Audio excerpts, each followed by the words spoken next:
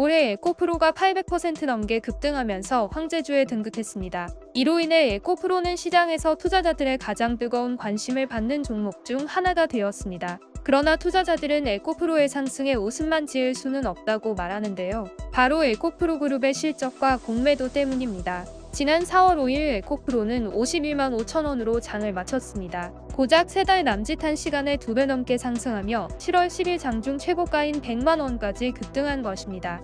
그러나 며칠이 지나지 않은 그제인 12일 에코프로가 시장 컨센서스 대비 26%나 밑도는 영업이익을 발표하자 5.74% 하락한 채로 장을 마무리했습니다. 이는 에코프로 BM도 마찬가지입니다. 시장의 기대치 대비 매출액과 영업이익 모두 11%가량 하회한 실적을 발표한 것입니다. 에코프로비움도 어제 5.42% 하락을 보였습니다. 에코프로 형제의 실망스러운 실적이 발표된 가운데 각종 미디어에서는 에코프로의 공매도에 대해 분석이 연일 쏟아져 나옵니다. 코스닥 시장에서 이달 10일 기준 에코프로는 여전히 공매도 잔고 기준 1위 자리를 굳건히 지키고 있기 때문입니다.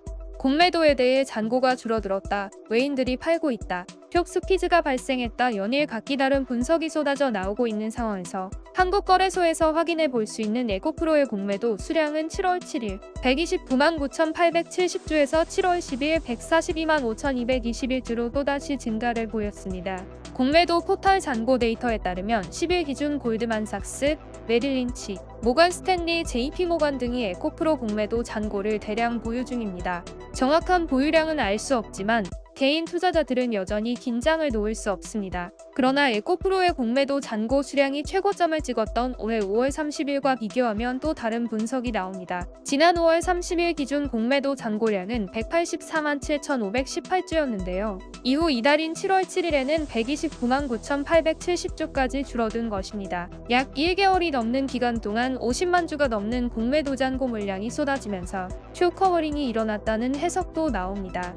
시장에서는 적지 않은 수의 공매도 투자자들이 손실을 보고 판 것으로 내다보고 있습니다. 한편 증권가에서는 지난 4월 이후 에코프로에 대한 매도 리포트는 나오고 있지 않는 상황입니다.